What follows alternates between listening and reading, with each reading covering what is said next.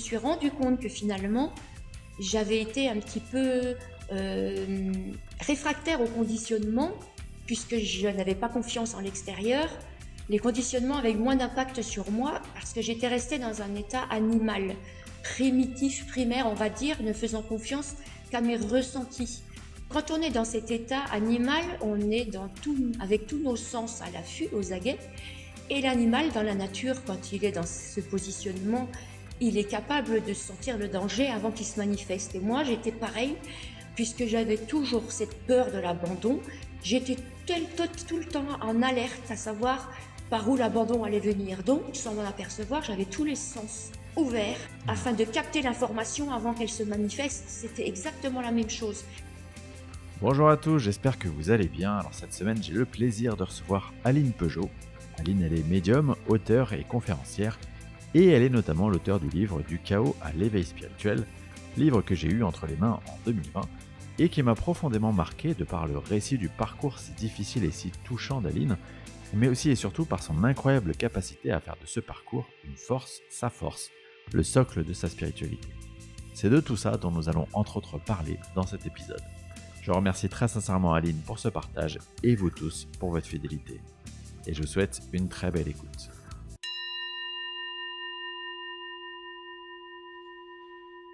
Aline, merci beaucoup, merci infiniment d'avoir accepté mon invitation pour ce podcast Entre deux mondes. Je vous ai découvert grâce à votre livre il y a un peu plus de 2 ans, du chaos à l'éveil spirituel. Et dans ce livre, vous racontez votre parcours de vie qui est assez particulier.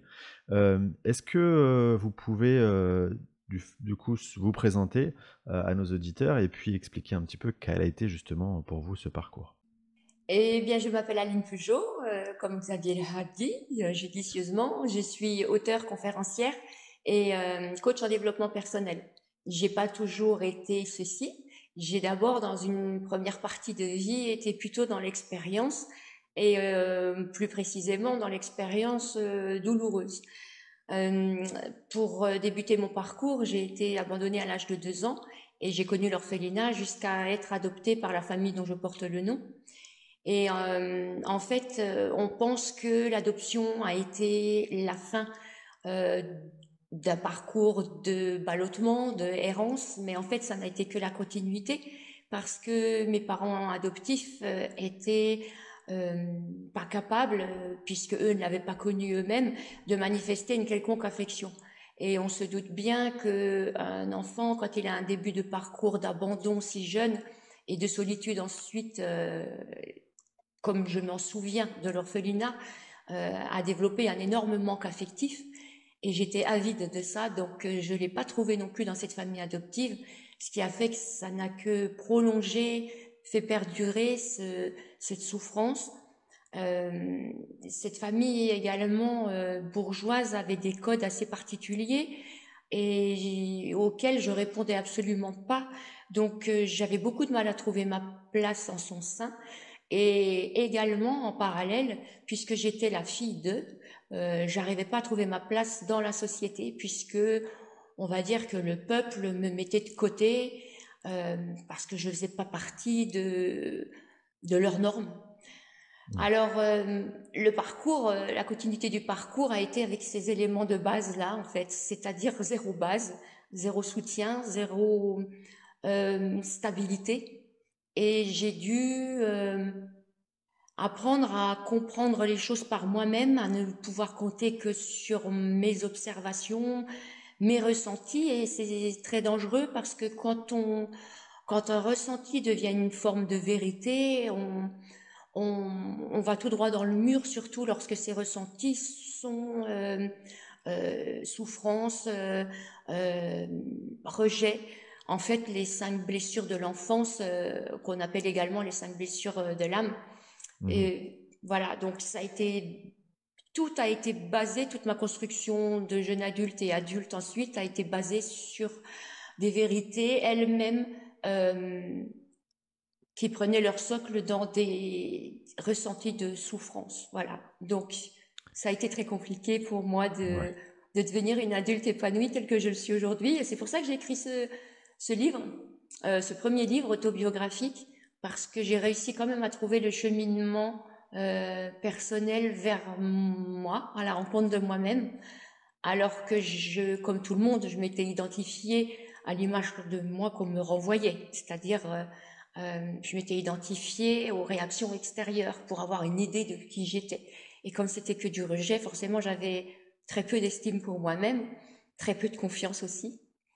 Et c'est ce parcours, ce cheminement spirituel qui est le plus intéressant de découvrir dans cette autobiographie, dans laquelle je partageais évidemment toutes les épreuves par lesquelles je suis passée, en essayant de faire comprendre pourquoi certaines personnes font des choix qui semblent incompréhensibles vus de l'extérieur, mais quand on les met dans nos chaussures, ces personnes-là comprennent un peu mieux pourquoi on fait certains choix qui quelquefois nous mènent plus au fond du gouffre que vers l'accomplissement.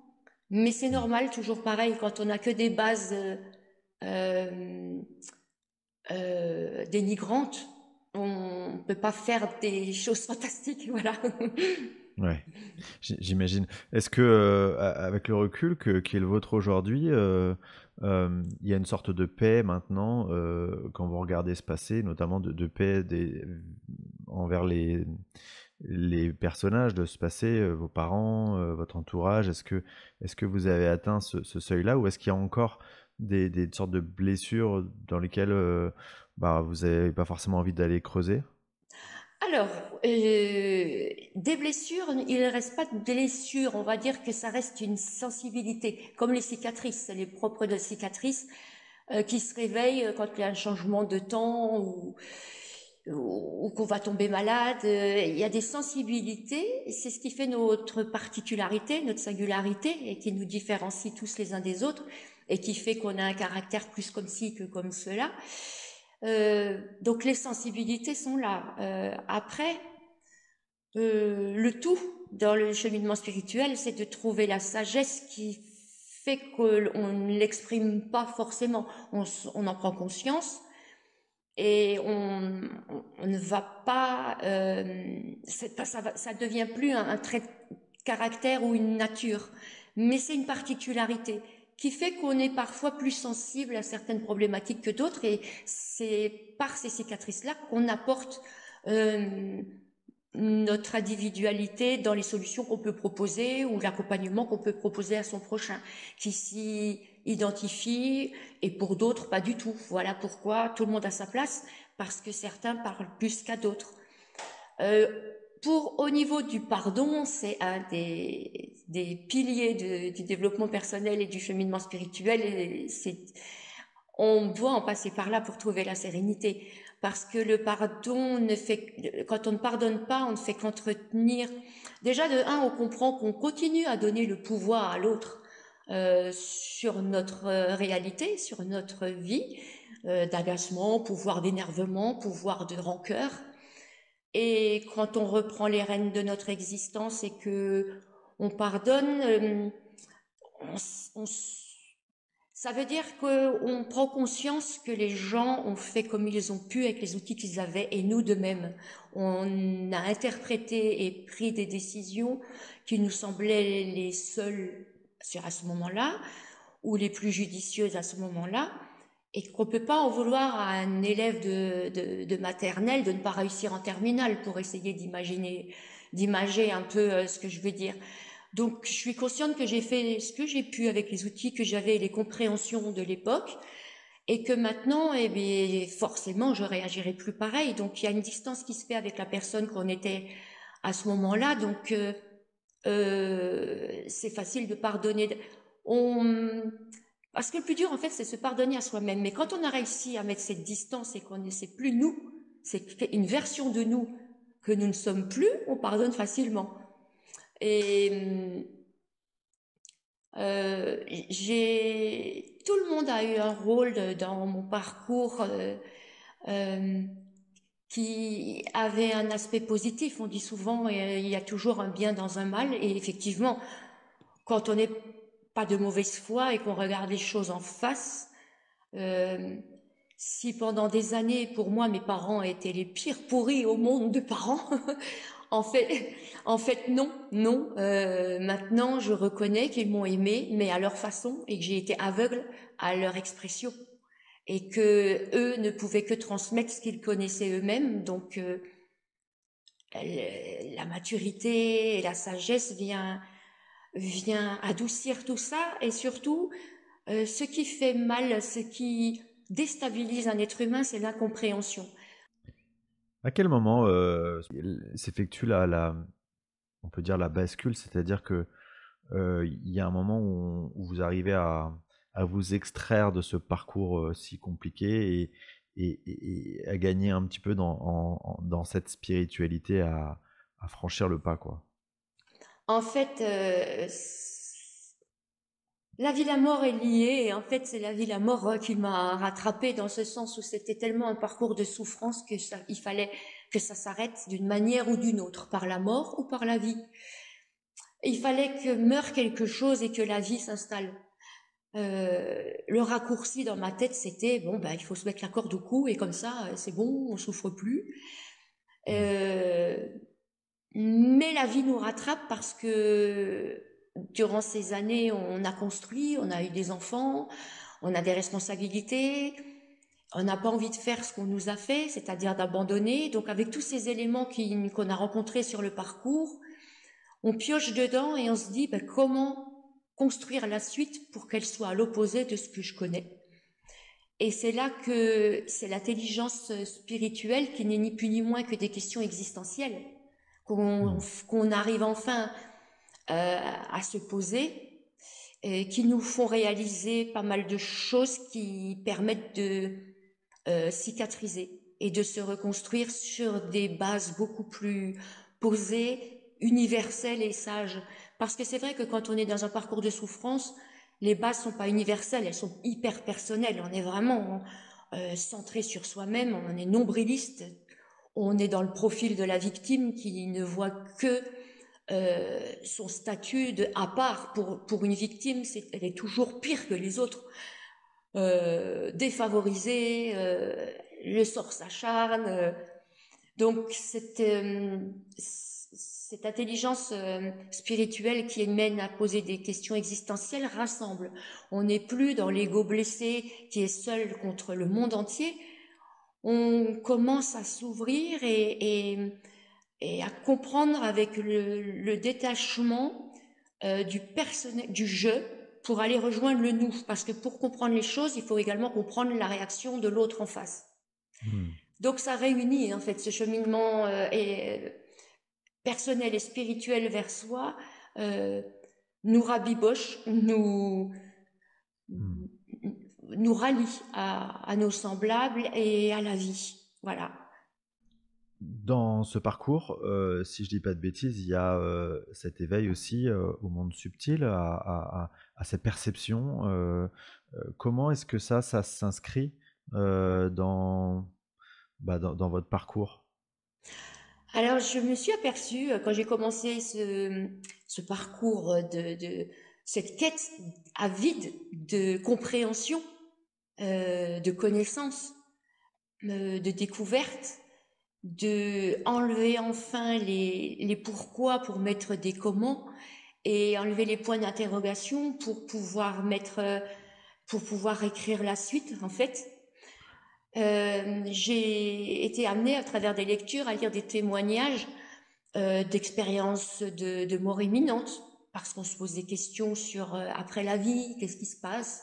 Quand on se pose la question quand on cherche un sens à notre vie, forcément, on cherche un sens à la mort et on s'interroge sur ce qu'il y a après. Et donc, forcément, on tombe sur des expériences de mort imminente, sur les médiums. Et quand j'ai lu 2-3 autobiographies, je me suis aperçue qu'ils fonctionnaient en termes d'intelligence, on va dire, comme moi. Je me disais, mais c'est marrant parce que moi, c'est pareil. Et rétrospectivement, je me suis remémoré les remarques qui venaient régulièrement au cours de ma vie, où on me disait, mais comment tu peux savoir ça? Et je répondais, c'est logique. Mais c'était la fameuse logique du médium, c'est-à-dire que celle qui repose sur aucun élément tangible ni connu. C'est ça, une logique qui s'explique pas, quoi. Oui, oui. Mais moi, ça me semblait normal, puisque on m'expliquait rien, donc rien n'était explicable pour moi. Donc euh, l'inexpliqué était logique pour moi, était normal, était une normalité en fait, puisque c'était, Mm.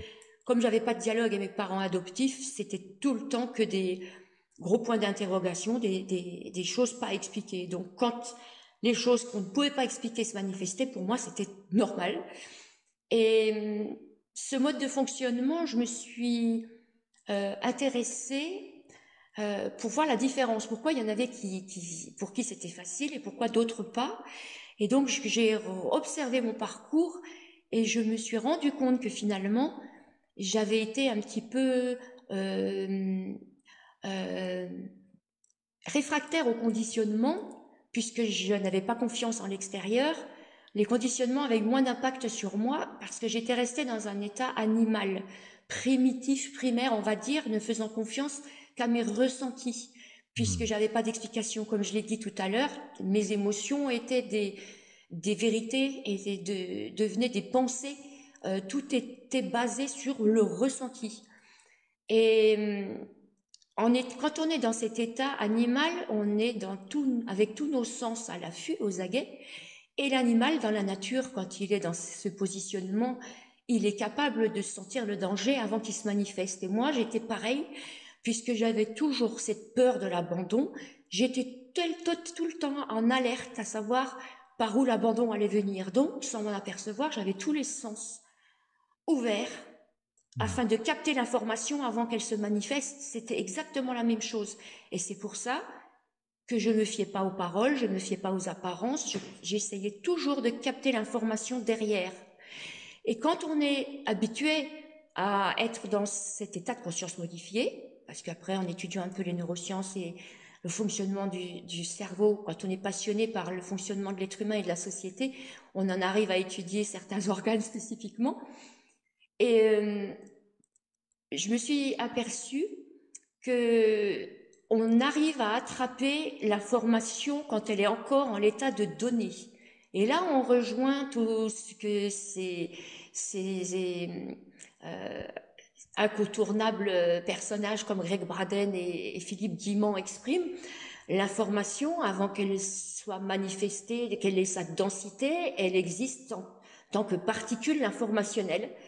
Et quand on dit qu'il est judicieux d'être dans cet état présent, dans cette ouverture, il est vrai que quand on veut créer son destin, c'est là qu'on arrive à choper des particules d'information et en mettant l'énergie qui nous caractérise ou qui est celle du moment, on arrive à construire quelque chose qui est phénoménalement efficace et une réussite parce qu'on a attrapé des éléments euh, qui sont dans leur fulgurance opérationnelle. C'est-à-dire que c'est pas hier qu'on pouvait le faire, ni demain qu'on pourra. Les circonstances sont réunies au niveau de l'information pour créer quelque chose qui fonctionnera à ce moment-là. Je sais pas si j'ai été super claire là, Xavier. Bah, je vais essayer de reformuler. Du coup, si je comprends bien, l'idée, c'est que dans cet état d'être dans lequel vous étiez, c'est-à-dire toujours en alerte quelque part, c'est comme s'il y avait une partie de vous ou vous entièrement qui était dans cet état modifié de conscience de manière très très très commune, enfin très habituelle. C'était un mécanisme chez vous, et ce mécanisme faisait que vous étiez capable plus que des personnes qui regardent plus vers le passé ou vers l'avenir, qui sont toujours en train de se projeter. Vous étiez dans cet instant présent, et donc dans cet état-là, vous étiez plus capable de saisir ces informations, ces données-là, parce que c'est dans cet état neuronal qu'on est capable d'aller avoir un petit coup d'avance, en tout C'est cas ça. de saisir ces infos, quoi. C'est tout à fait ça, ça donne un coup d'avance et c'est exactement ce dont j'avais besoin pour me rassurer, pour plus être devant le fait accompli, de cet effet de surprise qui fait mal, qui déstabilise en fait. Je ne voulais plus être déstabilisée parce que j'étais traumatisée par l'abandon de ma mère génitrice qui n'avait pas prévenu ou qui en tout cas m'avait pas prévenu et voilà, c'est ça. Quand vous ressentez ce que disent les gens ou enfin plutôt ce que pensent, ce qu'ils vont dire, euh, c'est uniquement ce qu'il y a autour de vous, ou est-ce qu'il y a des sortes de prémonitions de choses qui peuvent arriver ou d'événements, je dirais, plus collectifs? Comment ça se manifeste, ça? Alors, il y a plusieurs façons, effectivement, Xavier. Il y a des moments où c'est des choses qui viennent s'imposer sans que je me sois forcément mis en état de réception, comme je dis. Il y a des choses qui s'imposent euh, sans demande. Et puis, et sinon, ben, c'est ce que je transmets à ceux qui viennent dans mes formations. Cet état de conscience modifié, on peut l'avoir sur commande. On peut l'apprendre pour que... Euh, à force d'exercice, ça devient une nature normale. En fait, l'être humain, il s'est dissocié de ça, qui contient tellement toutes nos capacités. Et c'est retrouver cette nature dès le départ, dont on s'est séparé avec tous les différents conditionnements, où on nous dit il faut pas dire ça, il faut pas penser comme ça, il faut pas sois pas dans la lune, tourne cette fois ta langue dans ta bouche avant de parler, alors que non, c'est dans la spontanéité, dans l'élan immédiat que ça s'exprime. Et si on met la réflexion, c'est mort. Donc oui, il y a plusieurs façons de capter. Il y a des évidences, des fulgurances, et puis il y a cette recherche, cette volonté d'attraper. Maintenant que je me suis un peu guérie hein, de ce besoin d'anticipation, euh, je suis comme tout le monde. Voilà, je capte pas. Je suis pas quelqu'un qui va être une acquisitrice et essayer d'attraper tout ce qu'il y a à attraper avant que ça se manifeste. Pas du tout. Je suis beaucoup. Autant avant c'était dans la crispation, autant maintenant c'est dans le relâchement. Voilà. Et c'est moins douloureux. Bien sûr. Mais ça veut dire que, par exemple, quand vous allez être en contact d'une personne que vous ne connaissez pas, le premier échange, euh, vous captez des choses où c'est un état naturel, ou c'est quelque part ça demande quand même une sorte de concentration de ok, je pose une intention et j'obtiens quelque chose. Alors tout naturellement, je sais tout de suite si c'est oui ou non, si c'est pacifique ou dangereux. Après, ça s'arrête là, sauf si j'ai besoin d'en savoir plus parce que éventuellement on va entrer en affaires ensemble. Je préfère me mettre en mode attends, je vais déjà connecter, sentir de quoi il en retourne, oui, par protection. Mais sinon, si c'est pour au quotidien, c'est oui ou non, ça s'arrête là, sans poser de jugement. C'est juste quelqu'un avec qui il y aura pas de profondeur ou de continuité. Ça, je sais d'avance. Hmm, d'accord. Et dans cette capacité à capter ces informations, est-ce qu'il y a une sorte aussi de guidance intérieure? C'est-à-dire que est-ce que c'est pour vous, est-ce qu'il y a une sorte d'aide externe qui vous arrive? J'ai compris, oui.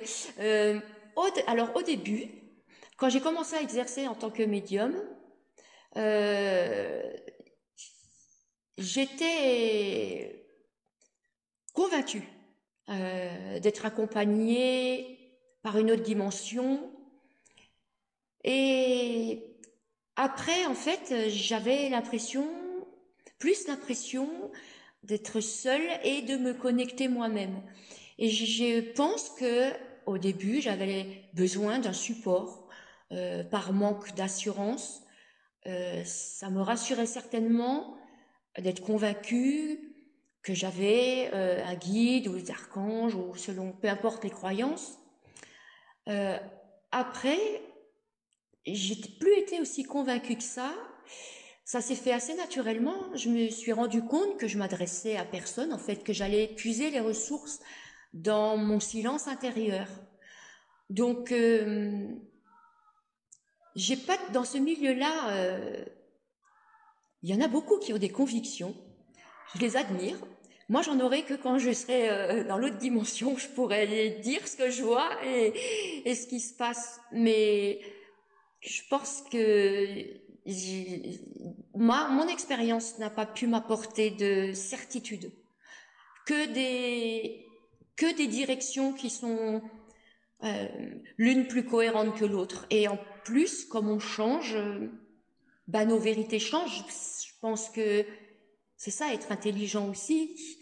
c'est ne pas rester sur des acquis où, voilà, il faut s'adapter à qui on devient et comment ça se manifeste. J'ai remarqué que beaucoup qui s'accrochent à des choses qu'ils connaissent, comme par exemple des médiums qui sont clairvoyants, qui voient des choses, le jour où ils voient plus, ils sont catastrophés et ils pensent pas d'eux-mêmes qu'ils peuvent éventuellement compenser par entendre, sentir, ressentir autrement. Et c'est le propre en fait de notre évolution, c'est pas d'utiliser toujours les mêmes outils, mais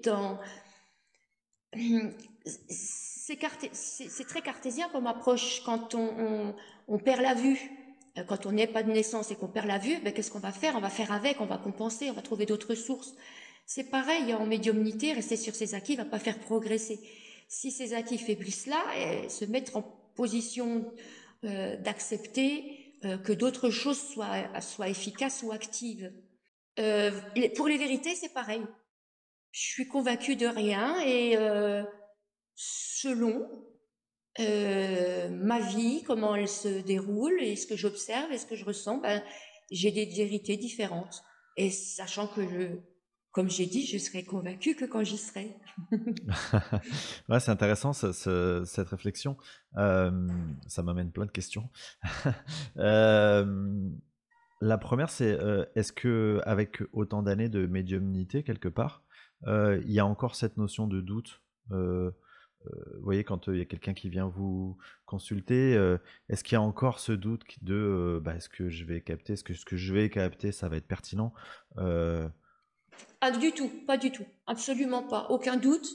Et, euh, et si je devais pas recevoir, si je devais écran noir, rien à dire, je serais même pas gênée en fait, parce que quand j'exprime, c'est tellement juste, c'est tellement ça que non, vraiment.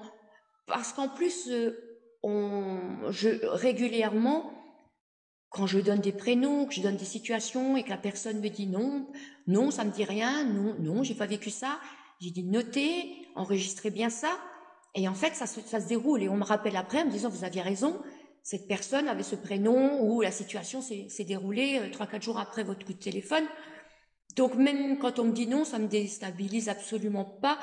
Parce qu'en fait, c'est tellement pas moi qui parle. Je, je fais tellement pas d'efforts. Ça sort tellement tout seul. Euh, Ça vient tellement de nulle part, en fait, que j'ai pas peur. J'ai pas de doute. Parce que c'est tellement insensé que il y a aucune barrière, il y a pas de doute, il y a rien du tout. Non, j'ai fait il y a pas longtemps ma première voyance en public et moi qui ai fait un TEDx où j'étais terrorisée juste avant, et ben ma première voyance en public, rien du tout, très détendue, enthousiaste, hyper pressée de commencer en fait. Donc non, il n'y a plus du tout aucune appréhension quand on fait les choses pas dans le but de prouver en fait. Voilà, j'ai rien à prouver, je suis confiante, j'ai fait le don. Alors, c'est un don de soi, c'est une offrande, je fais mon offrande, advienne que pourra, voilà, c'est ça. C'est fabuleux. Justement, quand on fait comme ça une voyance en public par rapport à des consultations privées, en quoi c'est différent pour vous en tant que médium? J'adore en public et ça fait un moment que les consultations privées, j'y vais avec un peu de retenue parce que les gens comprennent pas que dans les 5 premières minutes, tout est dit. Et que après, c'est rien que de l'explication, de la psychologie, de l'assistance sociale, on va dire. Franchement, quand on reçoit quelque chose sur quelqu'un, c'est un débit durant les 3 et 5 premières minutes. Après, il n'y a plus rien à rajouter. Et les gens s'accrochent comme si on allait avoir une baguette magique pour transformer leur vie.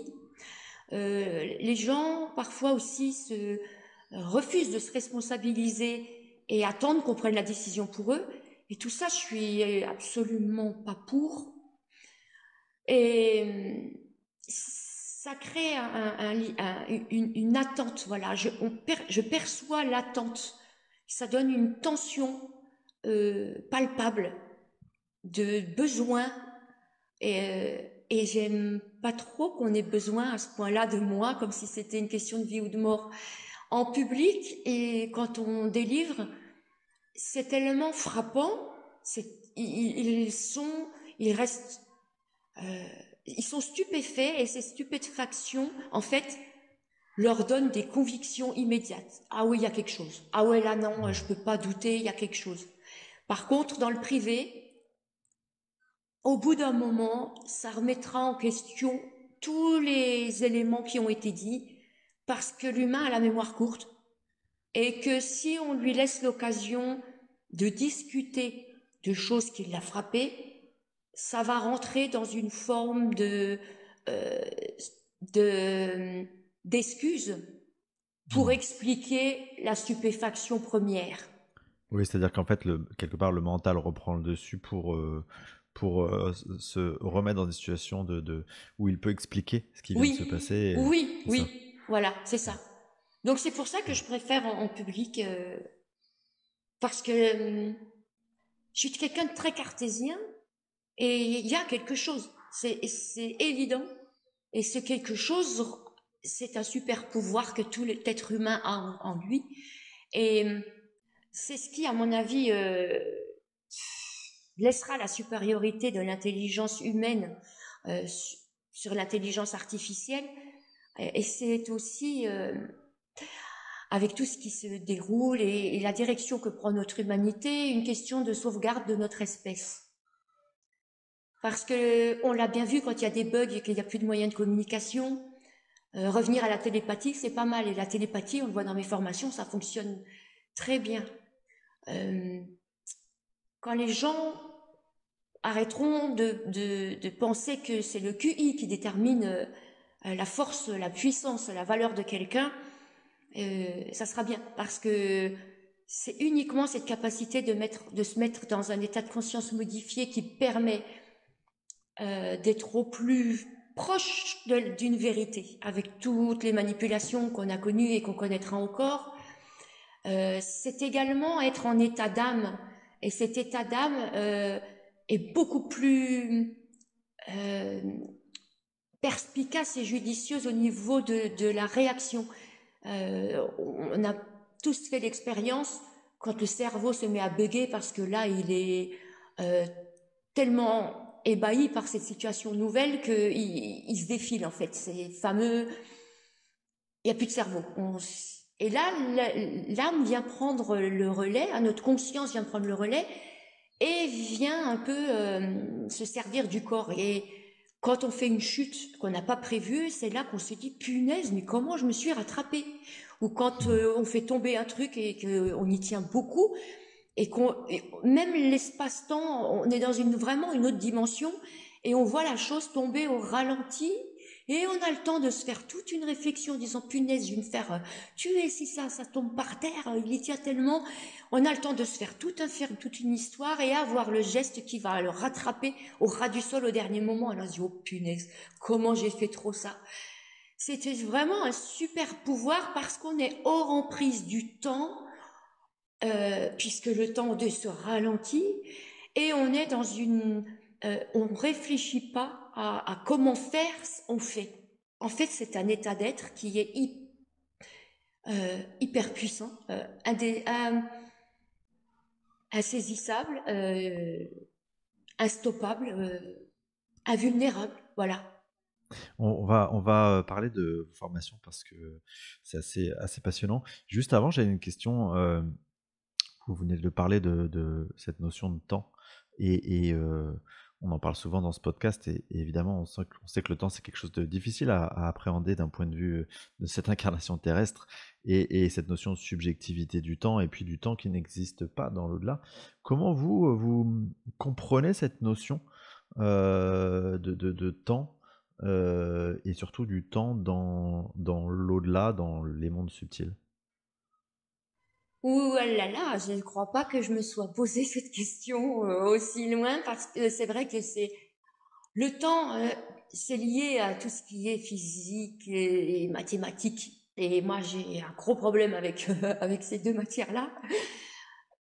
Donc, il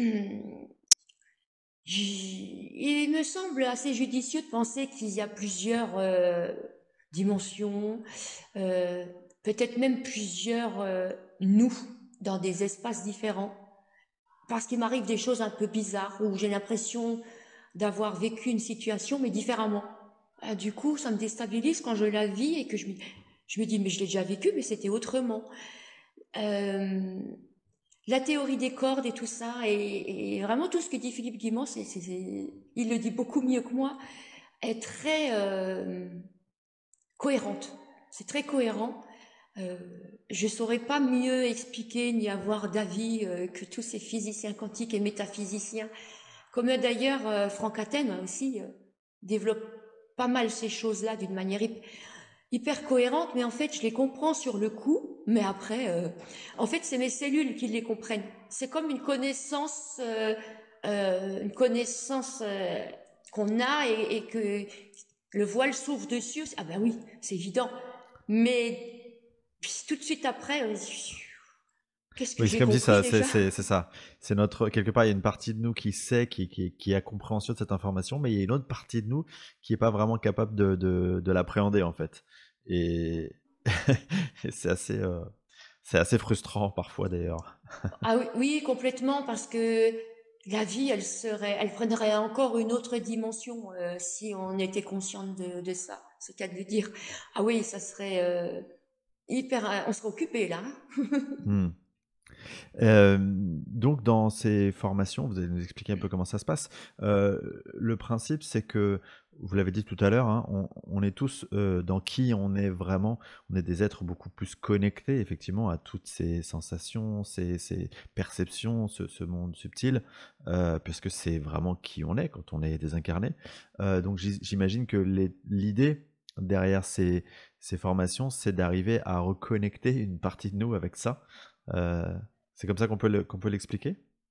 Euh, Tout à fait. Et j'ai deux thèmes différents, en sachant qu'il est préférable de commencer par le thème où on va à la rencontre de nous-mêmes, parce que cette formation-là. Va aider les gens à enlever toutes les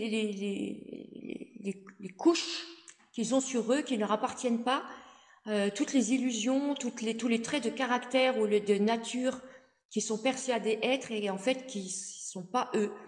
Euh, à travers, il y a plusieurs hypnoses différentes et des tests, des jeux de rôle où les gens découvrent vraiment comment ils se sont construits, ils comprennent comment ils se sont construits et c'est avec cette compréhension-là qu'ils arrivent à se déconstruire et à remettre des bases qui leur appartiennent. Et quand ils ressortent de ces 2 jours, ils sont souvent déstabilisés, comme il y a un flottement parce qu'ils ont tout à reconstruire et c'est tellement vaste alors qu'ils viennent d'un milieu tellement étriqué en croyances, en convictions, en, en préjugés d'eux-mêmes, que du coup, c'est comme s'ils recevaient de l'oxygène d'un coup et la tête qui tourne et se disent waouh, mais il y a tellement de possibilités, il y a tellement de potentiel, qu'est-ce que je vais faire, qu'est-ce que je choisis, voilà, ils ont tout loisir sur un terrain propre et fertile puisqu'ils ont cette volonté et cette compréhension qu'ils sont créateurs, qu'ils peuvent se l'autoriser, et plus dans ce déterminisme euh, qui entretient un état de névrose en fait, parce que tant qu'on est persuadé qu'on est obligé d'obéir ou de faire comme on nous dit ou de continuer, on est dans un état de névrose permanent. Et là, de retrouver cette liberté d'esprit, de se libérer de pathologies qui se sont développées sournoisement en fait, parce que quand on est constamment frustré, euh, constamment en position de victime, il y a des pathologies psychologiques qui se développent irrémédiablement parce que on se fait du mal et On est dans le déni parce que on soigne pas, on tait, il faut pas le dire, il faut paraître toujours dans l'apparence. Non, donc oui, il y a une première partie de cette formation qui je dirais, l'idée c'est d'essayer de travailler sur les couches du conditionnement, c'est-à-dire les couches de l'oignon qu'on va essayer de peler pour arriver un petit peu bah, enlever finalement, c'est ça qui peut être déstabilisant, j'imagine, le côté bah, je ne suis pas la personne que j'ai cru être pendant toute une première partie de cette vie, et donc ça questionne sur qui je suis vraiment. Tout à fait, parce que quand ils arrivent, ils ne savent plus ce qu'ils ne veulent plus, mais ils savent pas ce qu'ils veulent. Là, en partant, ils savent ce qu'ils veulent.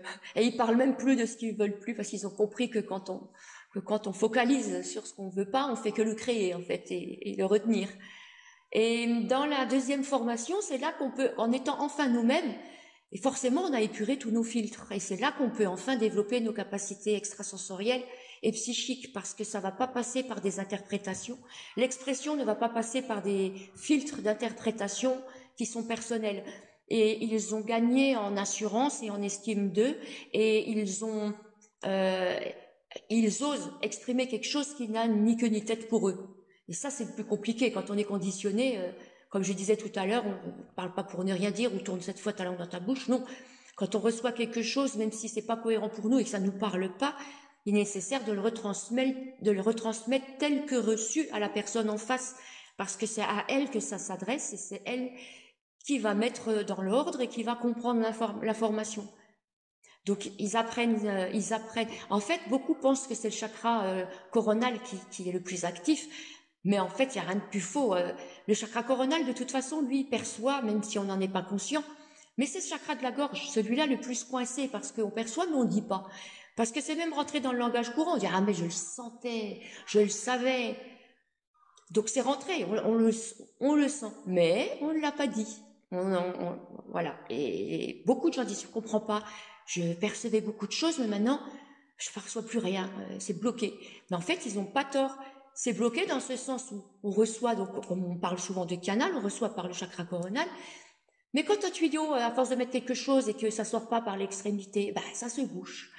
Donc ils réapprennent à dire la première chose qui arrive, on ne le remet pas en question, on ne le sous-pèse pas, on ne demande pas au mental est-ce que tu penses que c'est bon, on l'exprime, vraiment le but c'est d'évacuer, reçu, évacuer immédiatement.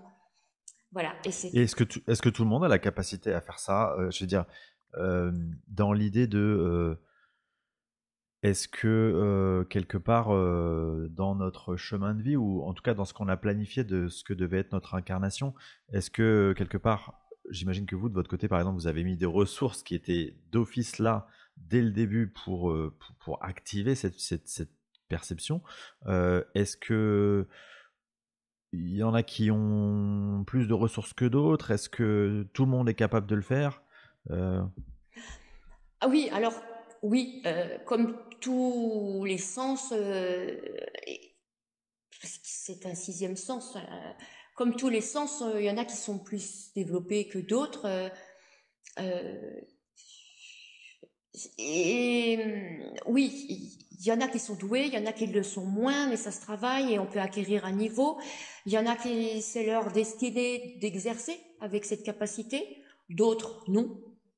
mmh, Voilà. Mais tous à cette sensibilité-là, ça c'est certain. ouais. Est-ce que ça prend du temps d'accéder quand mettons que ça soit pas notre chemin de vie, donc on n'est pas doué naturellement. Mm. Est-ce que c'est quelque chose qui prend du temps de se défaire du coup de tout ce conditionnement entre guillemets, de tous ces filtres et d'accéder à cette capacité à se reconnecter? C'est une question de volonté. C'est la volonté qui va déterminer le temps. Ça, j'en suis Mm. certaine. Parce que j'ai vu des renaissances fulgurantes en face de moi et d'autres qui sont dans la démarche, mais qui ont encore un pied qui freine. Donc forcément, ça prendra plus de temps. C'est une volonté cellulaire, pas que mentale aussi. Vraiment que et ça se trouve quand on est au bout, quand on est au fond du fond, quand on est vraiment au fond du gouffre. C'est quand on est démuni qu'on dépose enfin les armes en fait. Parce que les armes, c'est les cuirasses de protection, l'armure de déni. Quand on dépose tout, quand on n'en peut plus, quand on est à bout de force, en fait, qu'on ne peut même plus soulever le bouclier pour se protéger, c'est là qu'on est enfin à nu. Et c'est là qu'on vibre justement cette volonté de ça suffit, il faut que ça s'arrête. J'abandonne en fait de me braquer. Je m'offre enfin à, à l'univers. Je m'offre enfin à la vie, tout simplement. Ouais. Est-ce que avec tout le parcours qui est le vôtre, et vraiment en disant ça, j'encourage les personnes à lire votre livre qui, moi, personnellement, m'a bouleversé parce que, à l'époque, en tout cas, j'avais pas comment dire, la compréhension de à quel point on peut avoir des incarnations douloureuses, des parcours difficiles et devenir si spirituel et en fait faire de ce parcours une force. Euh, Tout ça pour dire, est-ce que aujourd'hui, vous avez la sensation que ce parcours, il est complètement derrière vous, ou est-ce que quelque part, c'est toujours difficile en fait, c'est toujours, on sort pas de cette logique. C'est toujours difficile à cause des autres, on va dire. Moi, j'ai aucun problème avec ça, mais par contre, c'est une arme que j'ai remis entre les mains extérieures et qu'on va me le rejeter à la tête, on va me le reprocher, mais quand c'est professionnellement, ça me demande de ramer 20 fois plus que les autres. Mais pour autant, moi, ça me touche pas. Je me sens pas concernée par leurs remarques. Ça fait partie de moi. Ça fait partie du message que je transmets aussi aux gens. Il y en a beaucoup qui se reprochent d'avoir été alcoolique, mais c'est pas une identité. Si on prend une autre image, beaucoup d'enfants ont fait pipi au lit très tard. Euh, c'est pas une identité en tant qu'adulte, on n'est pas, et c'est pas notre identité que d'avoir fait pipi au lit très tard. Donc voilà, c'est idiot de dire que parce que j'ai fait ça dans le passé, je suis une mauvaise personne. Non, ça c'est le jugement des autres, c'est les étiquettes des autres, c'est la peur des autres.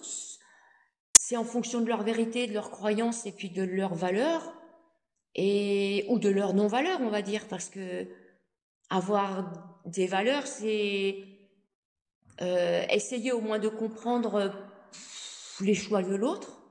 Et puis même si on les comprend pas, ça lui appartient. Je, tant qu'on n'est pas, on n'entrave pas la vie d'autrui, en quoi ça les concerne en fait. Et puis regardez ce que je fais maintenant et ne supposez pas ce que j'ai fait avant parce que c'est pareil, c'est vraiment basé sur des préjugés. La société, dès qu'on parle de prostitution, égale femme facile, femme vulgaire. Ben non, je suis pas une femme facile, je suis pas une femme vulgaire. Donc c'est des raccourcis. Remettez-vous en cause par rapport à vos croyances et puis vos déductions. Donc c'est laborieux, oui, c'est laborieux. Ce passé est laborieux parce que pour l'extérieur c'est compliqué, mais moi non, non. En fait, souvent on me dit fallait avoir du courage pour écrire ce livre, et moi je vois pas où est le courage puisque j'avais pas peur. Pour avoir du courage, faut avoir peur de quelque chose, mais moi j'ai peur de rien, on va dire. Et quand on me dit oh là là, ça a dû être forte pour supporter tout ça, mais en fait je leur dis vous savez, quand on a le nez dedans, on se pose pas la question de on cherche pas à avoir des forces. On est dans cet instinct de survie, et c'est qu'après que qu'on se dit ah quand même. Mais quand on met sur le coup, quand on est dedans, on n'a pas on est dans une normalité. On n'a pas l'impression de faire des efforts. Ça saoule, ça saoule quand ça s'arrête jamais. Ça, oui, ça, oui. Mais sinon, on n'a pas l'impression de puiser ou de devoir faire preuve plus que d'autres de force. C'est qu'après qu'on se dit, oh punaise, ouais, j'en ai quand même bavé. Est-ce que, avec le recul que vous avez aujourd'hui, vous dites bon, quand même, quand j'ai préparé mon incarnation, j'y suis peut-être allé un peu fort, ou, ou est-ce que vous vous dites non, finalement, c'était parfait? Ouais, non, je continue. Hein, Je dis ça. J'ai quand même, je me suis chargée. Prochaine Non. fois, on fera plus cool. Mais en même temps, j'ai remarqué un truc, c'est que ça va avec mon caractère. J'ai un caractère, moi, c'est les extrêmes. C'est oui ou non, ou blanc ou noir, il n'y a jamais de milieu. C'est colère ou joie, il n'y a pas. Je suis très extrême. J'aime ou j'aime pas. Il y a pas de milieu. Et bah, je crois que ça va bien avec ce que j'ai choisi. J'ai pris l'extrême pire. Oui. Ok, très bien. On va bientôt terminer cet épisode. Il y a deux questions que je pose toujours aux invités que je reçois. La première, c'est est-ce que dans votre parcours, il y a eu des ouvrages ou des auteurs qui ont eu une importance particulière et que vous pourriez conseiller du coup aux personnes qui nous écoutent? Oui, il y a eu le livre des esprits d'Alan Kardec Et et j'ai beaucoup aimé. Et bon, ça m'embête un peu parce que je suis pas trop, j'approuve pas tout ce qui est fait autour, mais j'ai beaucoup aimé le livre de Jean-Jacques Charbonnier, La conscience extraneuronale, qui venait rejoindre l'idée que je me faisais de tout ça. ok, super. La dernière question, c'est un conseil que vous pourriez donner aux personnes qui justement sont dans ce parcours d'éveil spirituel. On sait quand on commence, mais on sait pas quand ça finit, parce qu'en fait, ça se finit jamais, parce que c'est comme une forme de reprogrammation. Et c'est quelque chose qui s'entretient. Il y a une mise à jour des programmes quotidienne pour rester dans cette philosophie de vie, dans cette hygiène de vie même, parce qu'on a tendance à repartir dans des schémas et des automatismes conditionnés par notre parcours. Je me surprends parfois à maugréer, alors que je sais pertinemment que quand on veut construire une réalité positive, on doit transpirer cette réalité. Mais comme tous les humains, on a nos quarts d'heure ou nos 3 jours de ralage. Le tout, c'est de s'en apercevoir et puis de redresser la barre, de redresser le tir. Hmm. Et c'est amusant. Les hauts et les bas vont pas s'arrêter pour autant parce que c'est le propre même de la vie. Il faut que l'onde ait une impulsion, sinon ça serait électrocardiogramme plat. Mais par contre, la bonne nouvelle, c'est que les bas durent moins longtemps parce qu'on a les outils pour remonter. Donc Hmm. voilà, c'est pas comme beaucoup pensent en lisant des livres de bouddhisme qu'on arrive à atteindre l'extase H24 7 jours sur 7. Oui, certainement au-dessus de l'Himalaya, mais dans notre société c'est compliqué, surtout avec avec des vies de famille encore plus. Mais on a les outils euh, pour entretenir cette paix intérieure en fait. Une fois qu'on a compris qu'il n'y a que nous qui décidons. Je vais terminer par Eleanor Roosevelt qui disait nul ne peut vous rabaisser sans votre accord. Merci, merci pour ces derniers mots, effectivement, et c'est rigolo parce que je pensais justement ce matin, avant cette interview, à cette notion d'éveil spirituel, et puis je me faisais la réflexion que c'est pas une destination, en fait, c'est un chemin, et que ce chemin, il s'arrête jamais. Non. C'est pas parce que on accède à cette comment dire, on ouvre les portes de ce chemin que tout de suite il y a cette notion de allez, ça y est, on change de vie et tout est rose. C'est pas comme ça que ça se passe. Mais l'objectif, c'est justement de pouvoir accueillir ses hauts et ses bas, et puis et puis de continuer à cheminer. Donc merci encore une fois infiniment, Aline, pour cet échange passionnant. Je précise à tous les auditeurs que je mettrai évidemment tous les liens qu'Aline me donnera pour la contacter, pour s'intéresser, si vous vous intéressez à ces formations, et puis aussi le lien vers ce livre dont j'ai parlé et qui moi m'a beaucoup marqué, et qui a donc suscité mon intérêt pour cet entretien. Merci encore Aline, et merci à tous, chers auditeurs, pour votre écoute fidèle. Merci Xavier, merci à vous tous.